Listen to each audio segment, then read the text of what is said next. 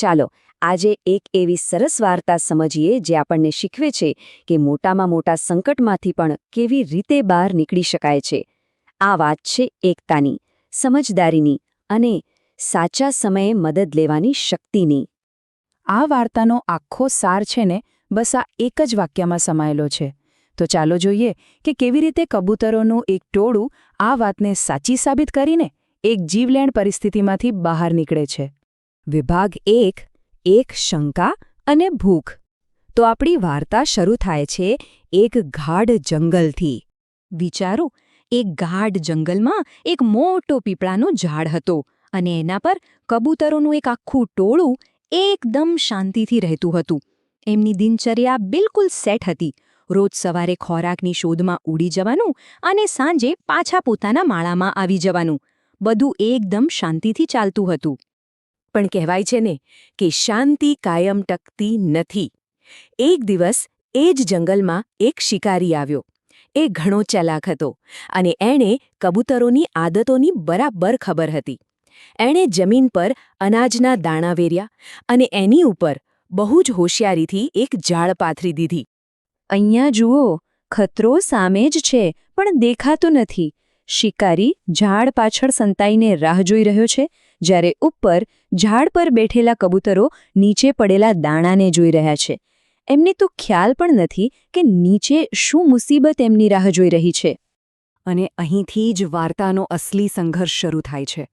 એક તરફ છે અનુભવી વડીલ કબૂતરનું શાણપણ અને બીજી તરફ છે બાકીના ટોળાની ભૂખ. વડીલે તરત જ ખતરો પારખી લીધો. એમણે ચેતવણી આપી કે અરે, આમ જંગલની વચ્ચે અચાનક આટલા બધા દાણા ક્યાંથી આવે? નીચે જવું સલામત નથી. પણ ભૂખ્યા કબૂતરોએ એમની વાત કાને જ ન ધરી. એમનું તો બસ એક જ કહેવું હતું, અરે દાણા ક્યાંથી આવ્યા એનાથી શું ફરક પડે છે, આપણને ભૂખ લાગી છે બસ. વિભાગ 2 શિકારીની જાળ.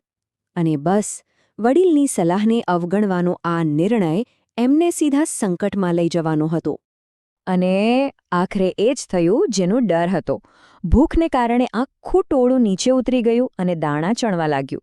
પણ જેવો એમણે ઉડવાનો પ્રયત્ન કર્યો, એમને સમજાયું કે એમના પગ જાળમાં ફસાઈ ગયા છે. એમની આઝાદી બસ એક જ પળમાં છીનવાઈ ગઈ. બસ એક જ ક્ષણમાં બધું બદલાઈ ગયું.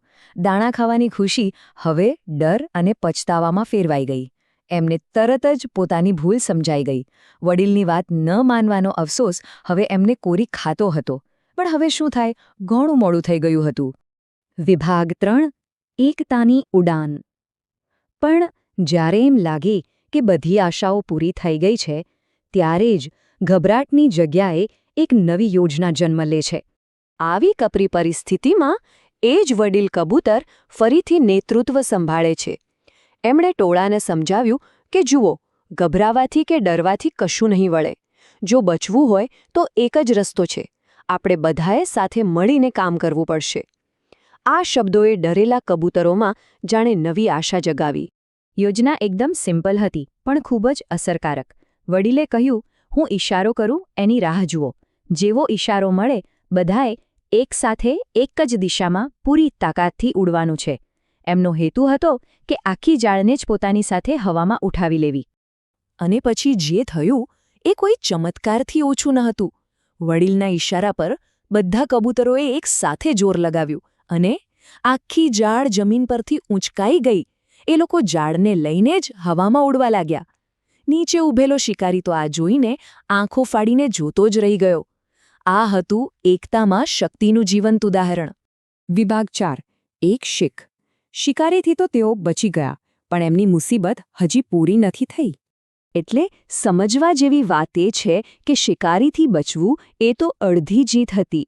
તેઓ હવામાં ઉડી તો રહ્યા હતા, પણ હજી પણ જાળમાં તો કેદ જ હતા ને. એમની મૂળ સમસ્યા એટલે કે જાળમાંથી છૂટવાની એ તો હજી ત્યાં જ હતી. અને અહીં ફરી એકવાર વડીલનું શાણપણ કામ આવ્યું. એમને ખબર હતી કે આ સમસ્યાનો ઉકેલ એમની પાસે નથી, પણ એમના એક મિત્ર પાસે છે. એટલે એ આખા ટોળાને હિરણ્યક નામના એક ઉંદર પાસે લઈ ગયા. આ બહુ મોટી વાત છે ખરું ને? ક્યારેક એકતાનો મતલબ સાચી જગ્યાએથી મદદ માંગવાનો પણ હોય છે. અને બસ પછી તો વાર્તાનો સુખદ અંત આવ્યો.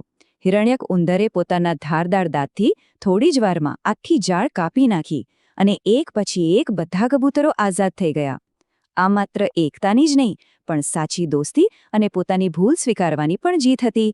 કબૂતરોએ હિરણ્યકનો દિલથી આભાર માન્યો અને વડીલની માફી માંગી, જીવનનો એક અમૂલ્ય પાઠ શીખીને.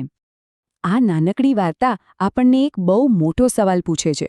જો પક્ષીઓ એક થઈને આટલી મોટી મુસીબતમાંથી બહાર આવી શકતા હોય, તો વિચારો કે આપણે માણસો જો એક થઈ જઈએ તો આપણી દુનિયાની કેટલી મોટી મોટી સમસ્યાઓ ઉકેલી શકીએ.